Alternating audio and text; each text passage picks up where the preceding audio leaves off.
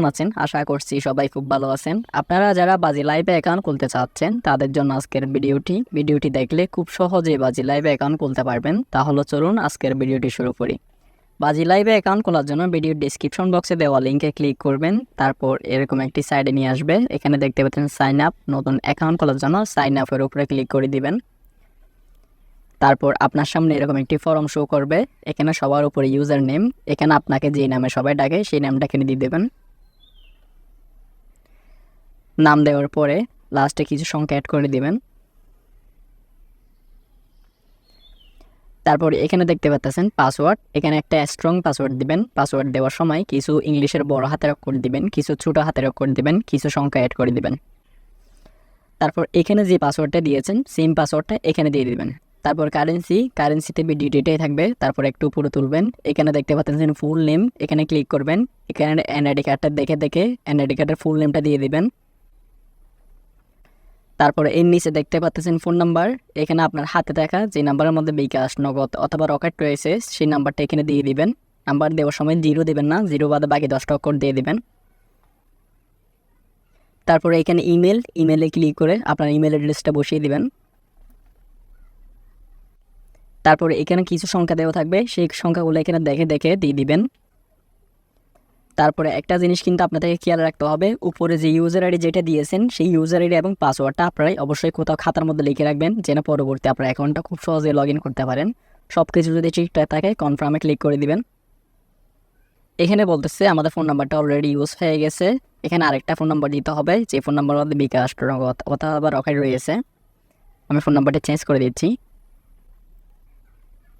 Phone নাম্বারটা change করে দিলাম। এখন ক্যাপচারটা আবার নতুন করে দিয়ে দিব। তারপর কনফার্মে ক্লিক করে দিব। দেখতে পাচ্ছেন আমাদের কিন্তু এখন বাজি লাইভ অ্যাকাউন্ট খোলা কমপ্লিট। এখন হোম পেজে ক্লিক করব।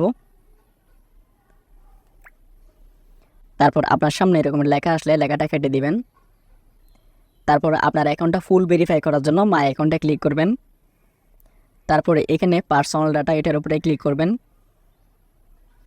তারপর একটু উপরে তুলবেন, এখানে দেখতে পাচ্ছেন আপনার ফোন নাম্বারটা শো করতেছে, এখানে নট ভেরিফাই শো করতেছে, এখানে নট ভেরিফাইয়ের উপরে ক্লিক করে দিবেন।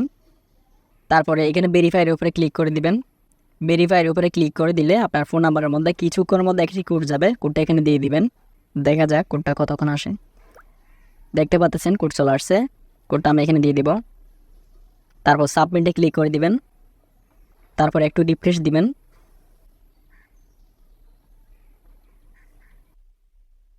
দেখতে পাচ্ছেন ফোন নাম্বারটা ভেরিফাই হয়ে গেছে। এভাবে ইমেলটা ভেরিফাই করে নেবেন। আবার নট ভেরিফাইয়ের উপরে ক্লিক করে দিবেন। তারপর ভেরিফাইয়ের উপরে ক্লিক করে দিবেন। ভেরিফাইয়ের উপরে ক্লিক করে দেওয়ার কিছুক্ষণের মধ্যে আপনার ইমেলের মধ্যে একটি কোড চলে যাবে, কোডটা এখানে দিয়ে দিবেন। আমি আমার ইমেলে চলে যাচ্ছি।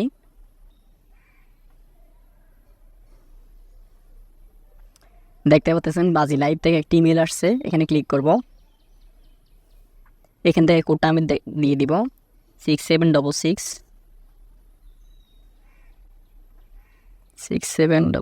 তারপর সাবমিটে ক্লিক করে দিবেন। আমাদের ইমেলটা কিন্তু ভেরিফাই করা কমপ্লিট হয়ে গেছে, একটু রিফ্রেশ দিবেন। দেখতে পাচ্ছেন আমাদের ইমেলটাও ভেরিফাই করা কমপ্লিট। এখন আমাদেরকে জন্ম তারিখটা ভেরিফাই করতে হবে, যার জন্য এডিট বা ডেটতে ক্লিক করবেন। তারপর এখানে ক্লিক করবেন। তারপর এখানে ক্লিক করে বছরটা দিয়ে দিবেন, সালটা। তারপর এখান থেকে মাসটা দিয়ে দিবেন।